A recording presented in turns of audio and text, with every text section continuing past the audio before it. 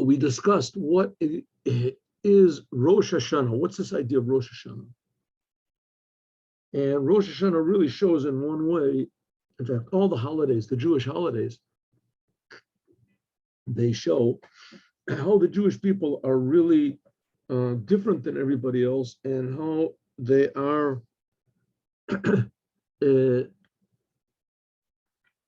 more beneficial to the world than everybody else. Everyone's beneficial to the world, or has the potential to be, but the Jewish people even more, because the Jewish people are the representatives of the Creator. Creator, nothing's better than the Creator. It's creating everybody, keeping everybody alive. Listen, that's at least what we believe. That there's a Creator, and not just that God exists, but also that He makes us exist, and He creates us, and He provides for us.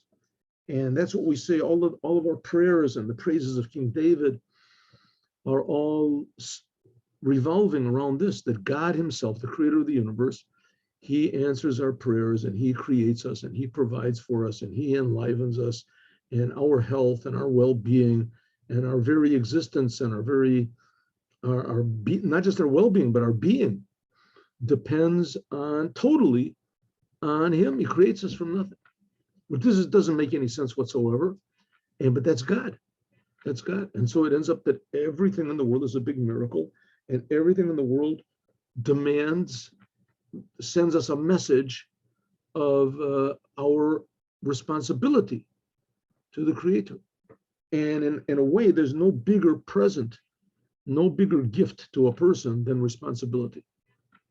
A person can have money, he can have whatever, but that's what Lubavitcher Rebbe, for instance, he was very against retirement. I mean, a lot of people, they retire and they just don't do anything, or they had a job before.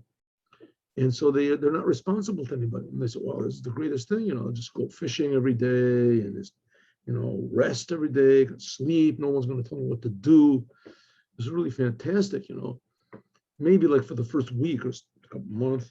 And then afterwards he says, I can do whatever I want, but I don't want to do anything. What do I want? No, nobody wants me. What am I supposed to do, So then if a person like he says, well, I'll take piano lessons, I'll do something. But as long as he's not helping anybody or improving somebody something, or at least improving himself, so he's got no responsibility. He has no basic reason to wake up in the morning. So God gives us, here we go. So responsibility. So that's the whole entire world is calling to us and telling us that we are responsible. That's the whole idea of Rosh HaShanah. The whole idea of Rosh HaShanah. Good morning. Morning. Sweet. The whole idea of Rosh Hashanah is that the Jews are expressing their responsibility to all mankind. Even in English, they have the word, we talked about this before, a public servant. A public servant, on one hand, he's, the mayor of the town, the governor of the town, the president of the United States. They're supposed to be, they're the highest of all, especially a king. A king is supposed to be a public servant. He's a public servant. The fact is he's really serving the people. As soon as kings stopped doing this, so then they started deposing the kings. But that's supposed to be the idea. The kings, and that's the Jewish people. The Jewish people are connected to the King of the universe. We are super public servants. We're serving the whole world. We're supposed to better, improve, bring blessing to the whole entire world. And this is especially stressed by this strange Jewish holiday called Rosh HaShanna. I mean, everybody has a New Year's. What do other people do on their New Year's? They sound like little things with feathers at the end of it, like that. And the Jewish people also have their little sort of thing that they sound. It's a little bit different. Here, the Jewish people, it's really a lot different. The Jewish people, they sound the shofar to declare, like a trumpet, that God is the king. And we are totally devoted to you, God. And look at the prayer book. Look at the Jewish prayer book for Rosh Hashanah. We want you, God, to make a good world. The whole world should recognize you. You should benefit the whole world. This year should be a year of peace and a year of benefit, beneficence, and and plenty. Good. It all depends on the Jewish people. When the Holy Temple was here, it was much more revealed. But now also, so that's the whole idea of sounding the shofar. The shofar is supposed to come from the essence of the Jewish heart, the essence of human responsibility inside of your heart, that you're responsible to the creator of the universe to make this world a better place. That's what Jews believe. That's what they believe. You can agree with it or not agree with it, but that's what Jews believe. You know, and I mean, the fact of the matter is, it's true. You can accept it or not accept it. We have free will. In some ways, this is more miraculous than even the holiday of Passover, which Passover is the birth of the Jewish people, and the Jewish people are here.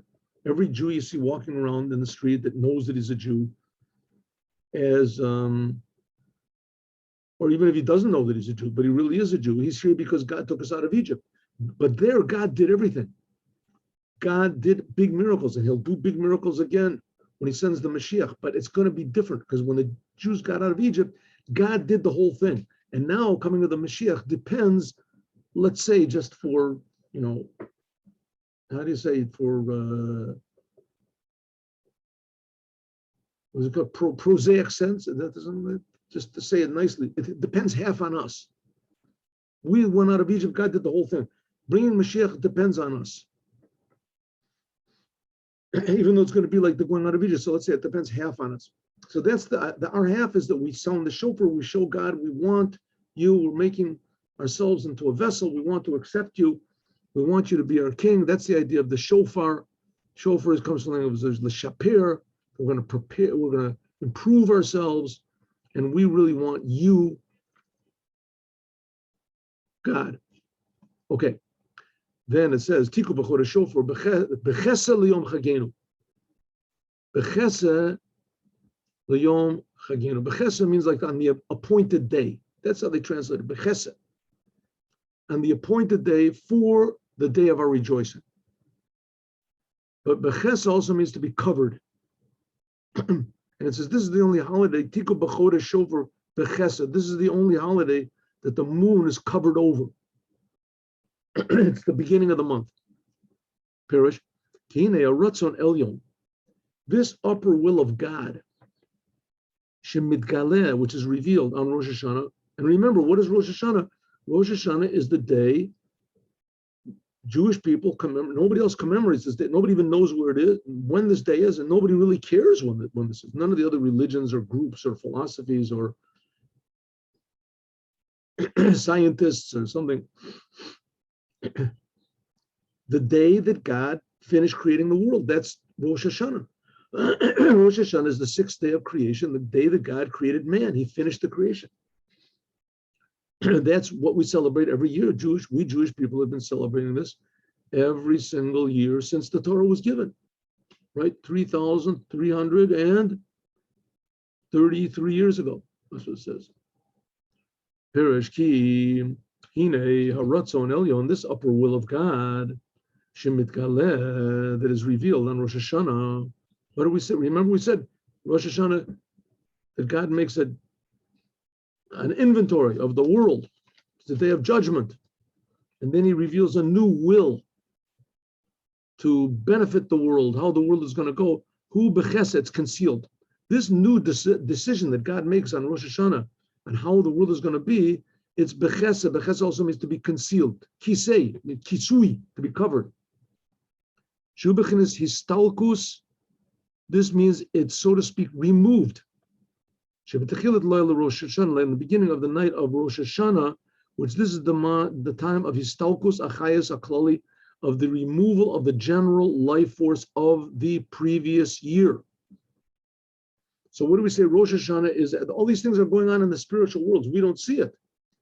And I don't see it. Maybe other, but the Rebbe sees it. He says going on in the spiritual worlds. There's a whole the change of the guard going on up there, and God is reconsidering how to create the world. Not if to create the world. They already decided after the flood that He's going to keep creating the world, but how the world is going to be created.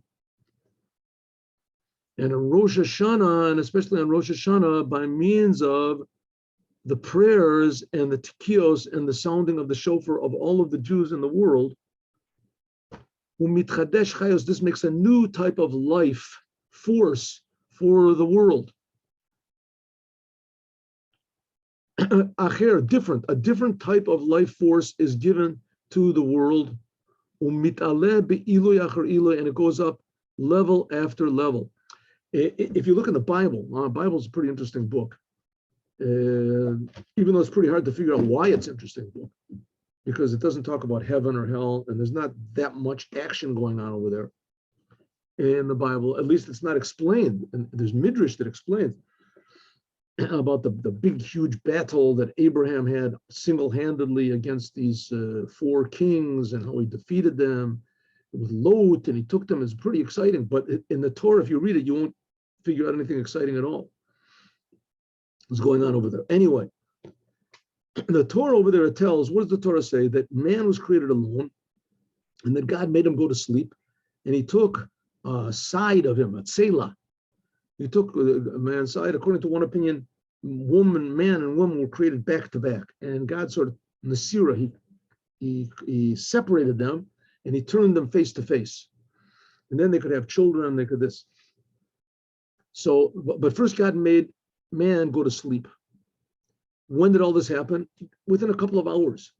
Just, Adam was created, and then God told him to name all the animals, and then God, so to speak, split him in two or whatever he did, and he made a woman, and shortly thereafter they had children, and then they sinned with the tree.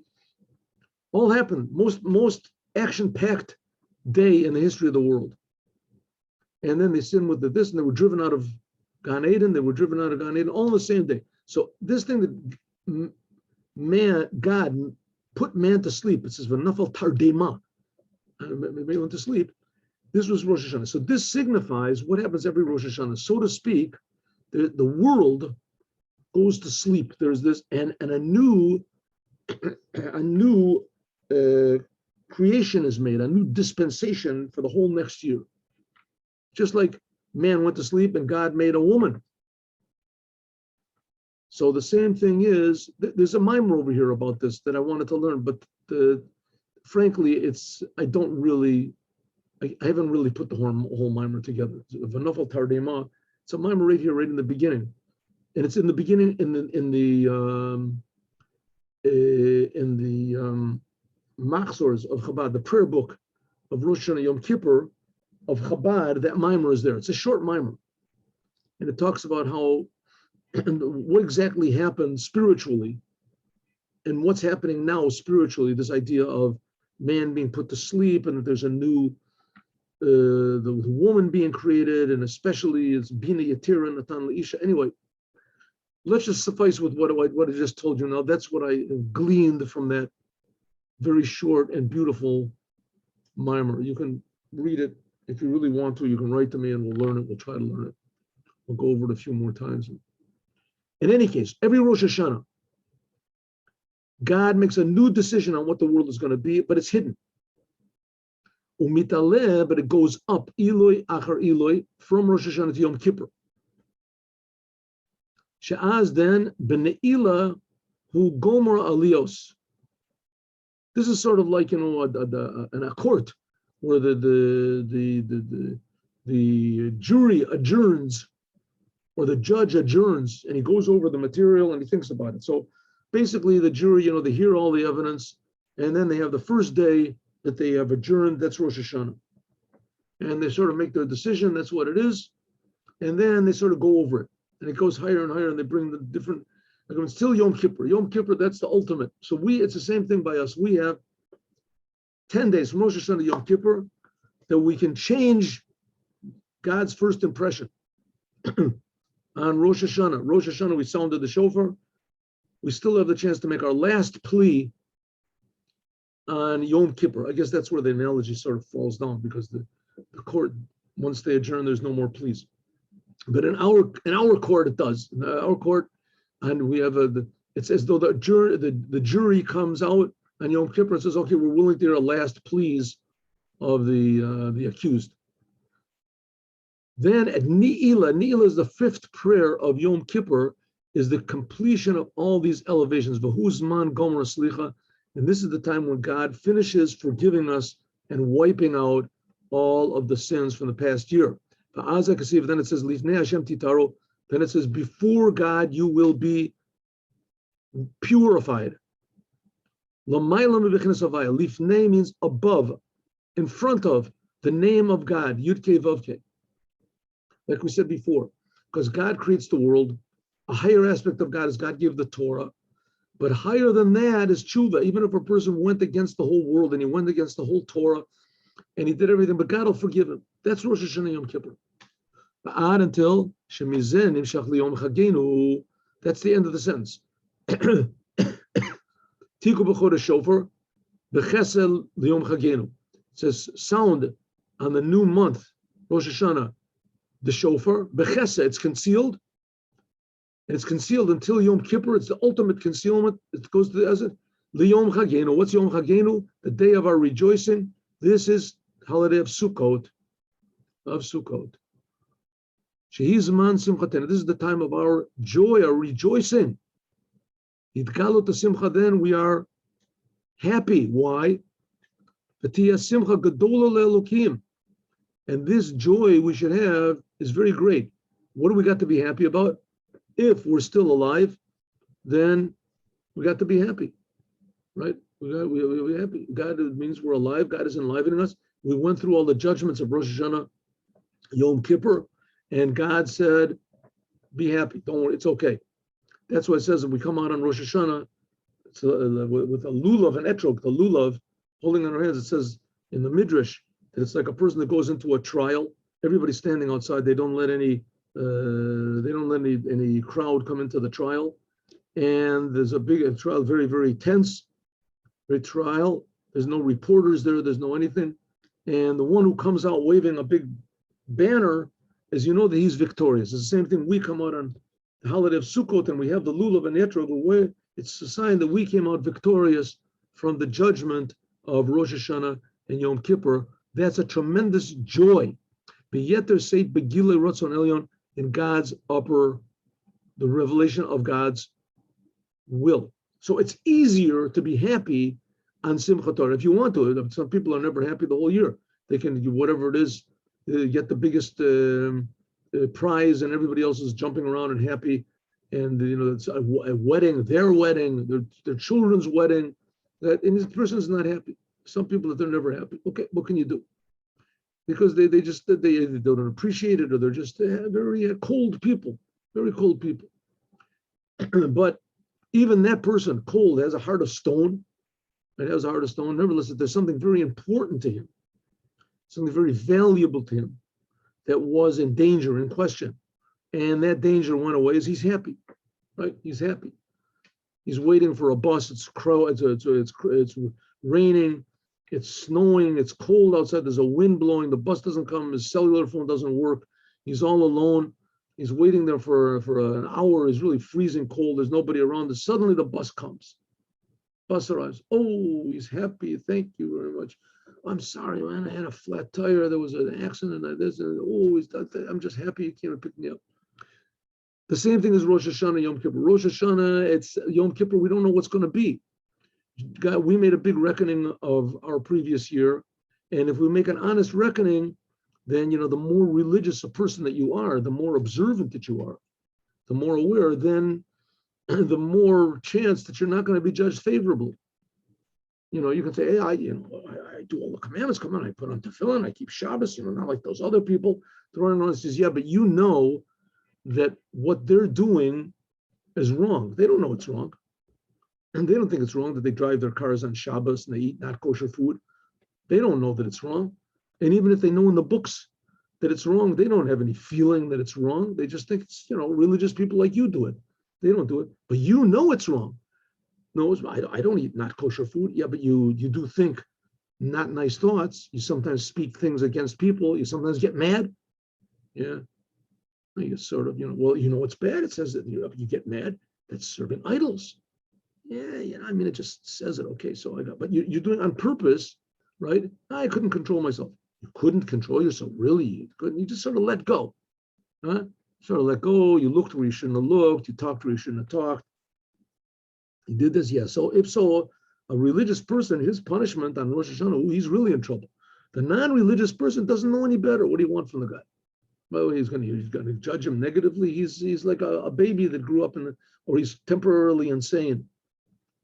So it says, wow, I never thought about it that way. In Rosh Hashanah, Yom Kippur, that's pretty shaky day.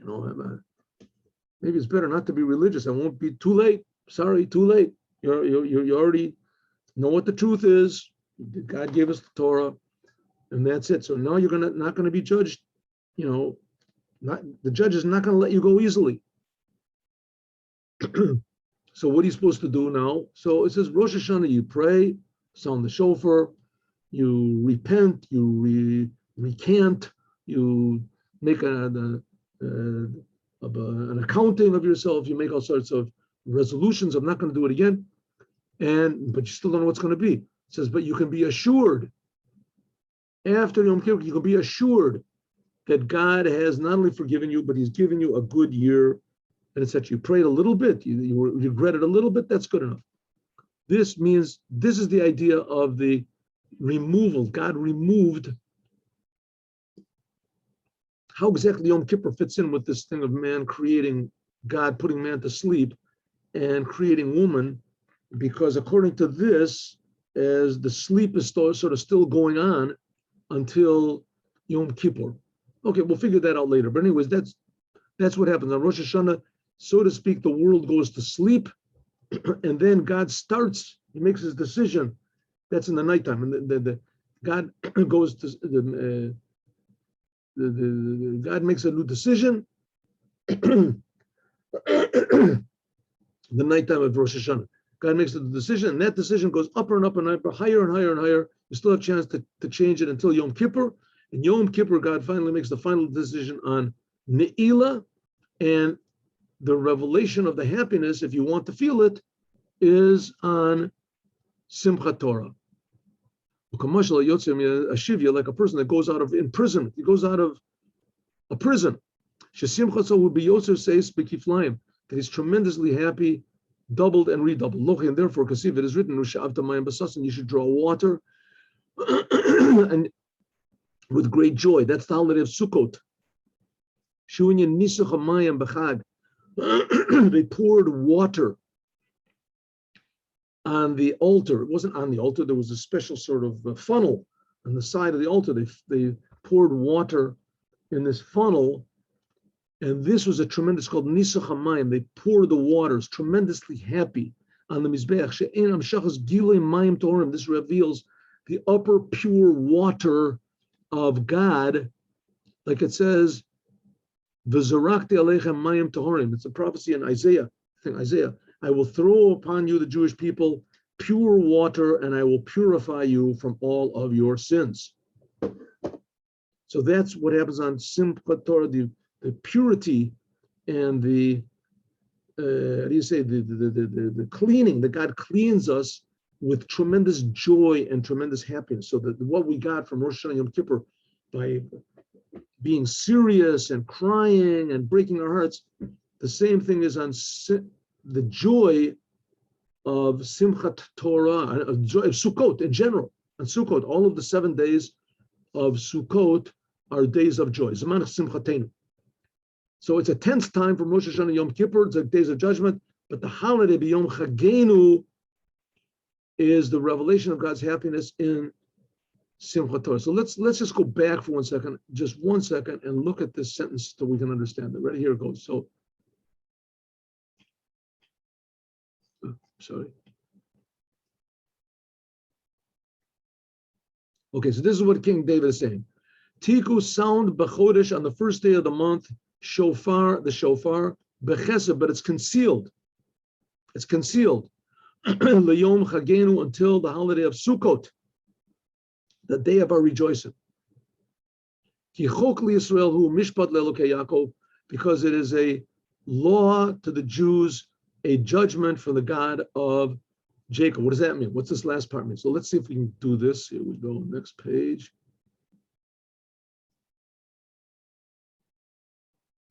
Ki chok liYisrael hu, because it is a chok, a statute. Hina Yisrael, the Jewish, when it says chok liYisrael, what is Yisrael? Yisrael, the Jewish people are sometimes called Yaakov, and they're called Yisrael. Yisrael is the same person, right? Yaakov, after he finished, he defeated this angel that he fought with, and his name was changed to Yisrael. Yisrael, who bechinas ki sarita em Elokim v'adam b'toch, because you have defeated gods. There's this angel. Hainu shekavar naaseh sar. He's already a sar. Sarita, you have defeated. Sar is a ruler, a moshel, an bechinas Elokim. He ruled. We learned before. Remember when we learned the mimer about the month of Elul? We learned that the Jewish people are Yisar El. That El, which is the first of the 13 attributes of mercy, this is what is a sar, what rules in the Jewish people. Remember that? And Yud means constantly. We learned that, but here's a little bit different interpretation. There's 70 faces to the Torah, it says. Yisrael fought and defeated Elohim. What is Elohim? Elohim. It says this is Elohim. This is a name of God, but it's plural. This is how God, so to speak, makes himself plural, makes himself appear to be divided. That's this whole world, right? The whole entire world with all the stars and the plants and the germs and everything. This is a contraction and a concealment so that this world will be revealed. This name Elohim is the tool that God used in order to create this world with all of its pleasures and all of its disappointments and all of its the things that scary things that scare us. But Yaakov fought the angel and he defeated this angel, the power of nature that creates this world. It's already spread out in his godly soul, milavushim tsoim, from these dirty garments. Yisrael means the aspect of a Jew which is not controlled by the world, exactly the opposite. He makes the world holy. A Jew makes the world holy, not that the world makes him mundane. The name Yisrael implies after you have already removed the filthy garments from your thought, speech, and action, and you've transformed darkness to light, and you are disgusted by bad. You are disgusted by the idea of doing something against your creator.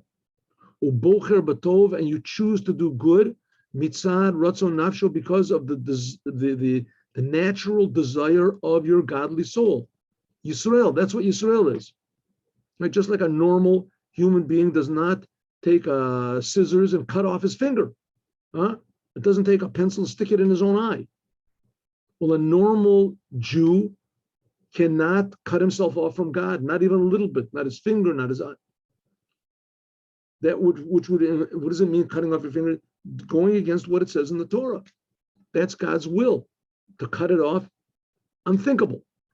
That's this aspect of Yisrael. Shehu Hamoshel. This is what rules inside. This is the Sar. This is what rules inside of him. This is what's the Chok. Chok l'Yisrael. This aspect of the Jewish people that they really desire to do what God wants, and it's disgusting to them to do anything. It's how do you say, deplorable? Is it to do anything against God?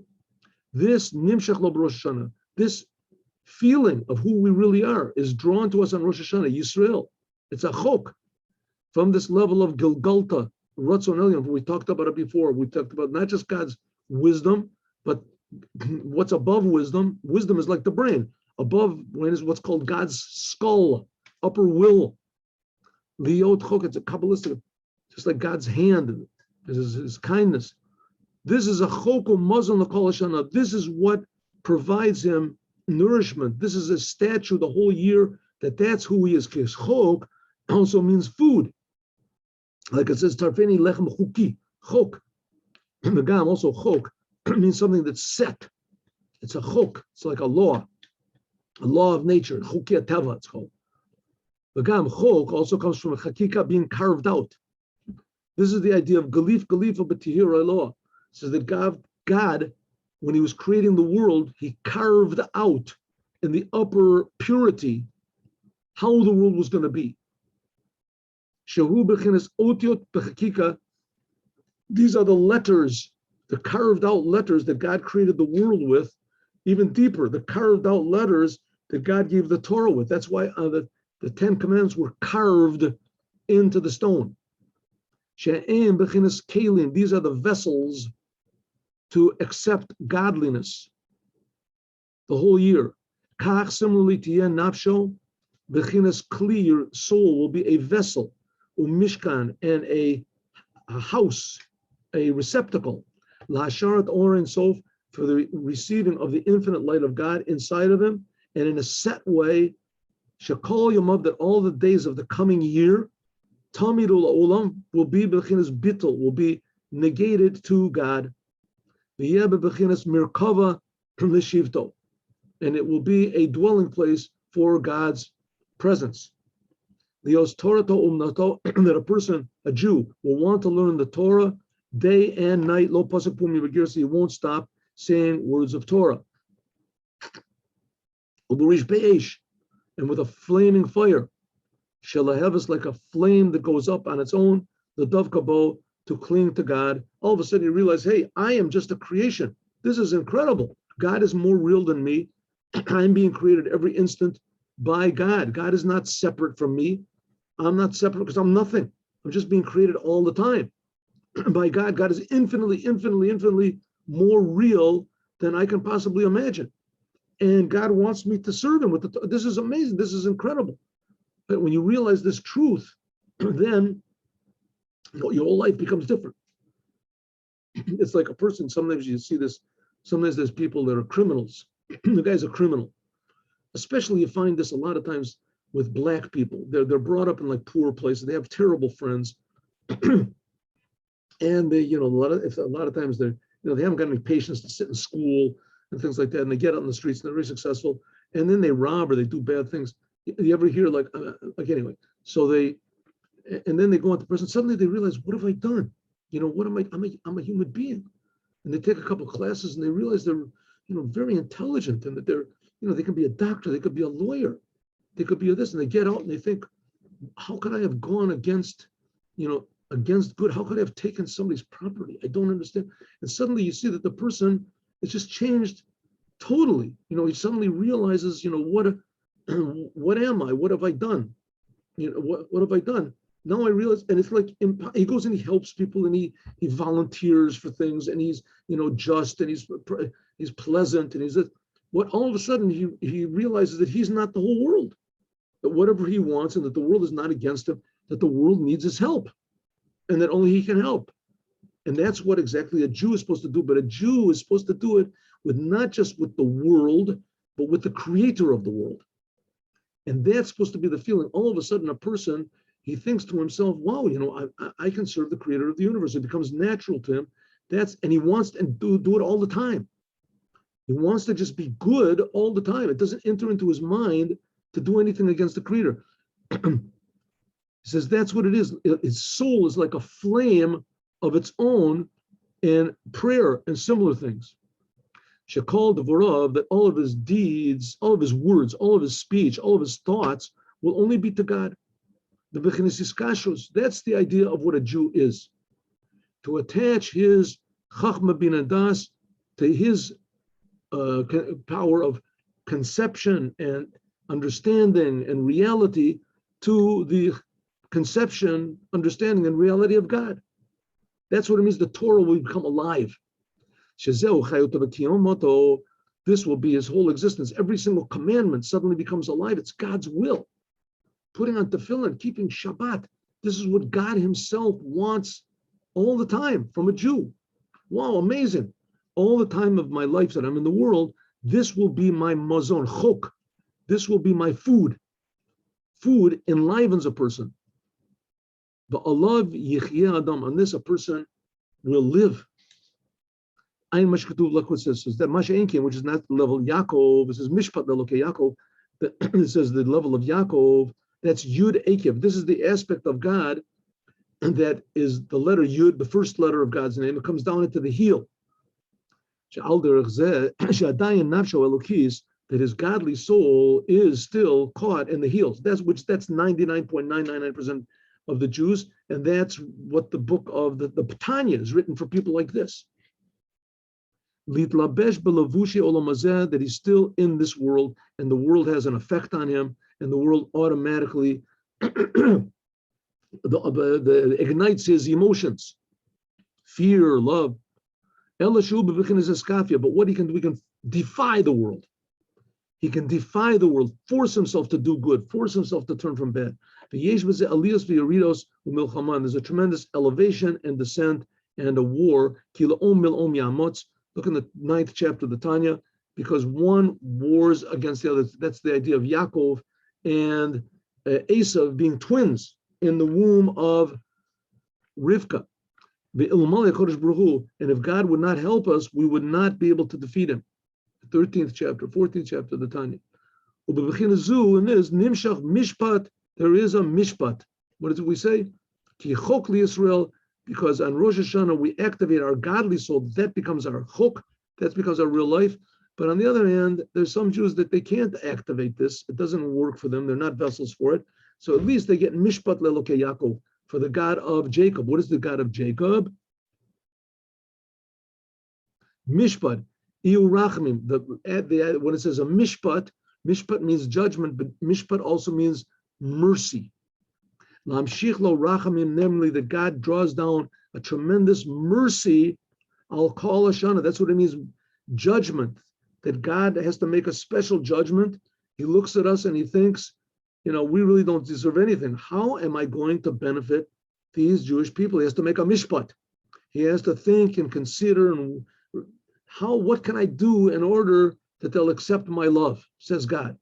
This is the Kodesh Baruch Hu Ozro, because God will help us. That's the mishpat, to control our urges and impulses. All this is all drawn down in Rosh HaShanna. The power to be a tzaddik, the power to realize the goodness and the realness of God. And if we don't realize it, at least the mercy to fight against our own ignorance and false impulses. Look, and therefore, it's called the month of Tishrei. Tishrei, the month is called Tishrei. Tishrei is the letters Yesharat, straight. Hainu bechinas Yesharat Levav, a straight heart. Namely, Yashar Levavos, that it straightens out the hearts, that all of your heart, both of your hearts, also your selfish impulses, should be connected to the upper will of God, below, until it's possible that the Yetzer Hora should be, even if it does bother you, you should force it and not pay attention to it. That was the novelty of Chabad, the idea of removing your mind from it. Look what it says, Tishman B'kol. So that's what it means. Chok L'Yisrael, that God enables our godly soul on Rosh HaShanna, enables our godly soul to rule all the time. And that will be our food, our nourishment. This is what keeps us alive. And if we're not at that level, then at least God gives a mishpat. He gives a power, a mercy. He gives us inspiration and motivation, Elokei Yaakov, to rule and to defy the negative impulses that we have, the worldly desires and fears and the impulses that we have, that we can defy them. We can go against them. We can force ourselves to do good and force ourselves to turn away from bad. This power is given to us on Rosh HaShanna. So Rosh HaShanna, God makes this decision, but on the other hand, we're going to have to serve God the whole rest of the year. It's not like, we've reached, nirvana, or what is it, kind of enlightenment, and that's it. You just sit up on a cloud all the time. Just people come and bring you bananas or whatever, or you don't have to eat anything. No, exactly the opposite. Now you're going to have to use this power and this joy and these realizations that you got on Rosh Hashanna for the whole rest of the year. That's why we're here in the world, the whole rest of the year. So some people is aroused in the essence of the godly soul, and this enables them to be connected to the Creator the whole rest of the year automatically. That's a tzaddik. And then there's the majority, the vast majority of Jews, that even though their godly soul is aroused to a certain degree on Rosh Hashanah, and this helps them, but most of the time we need God's help, and that's the mishpat for the God of Yaakov, the lower level of the Jew that has to fight and defy and transform the world. Very good. Okay, so we finished this mimer of Likuti Torah. Now let's learn the Sikh of the Rebbe from Dvar Malchut.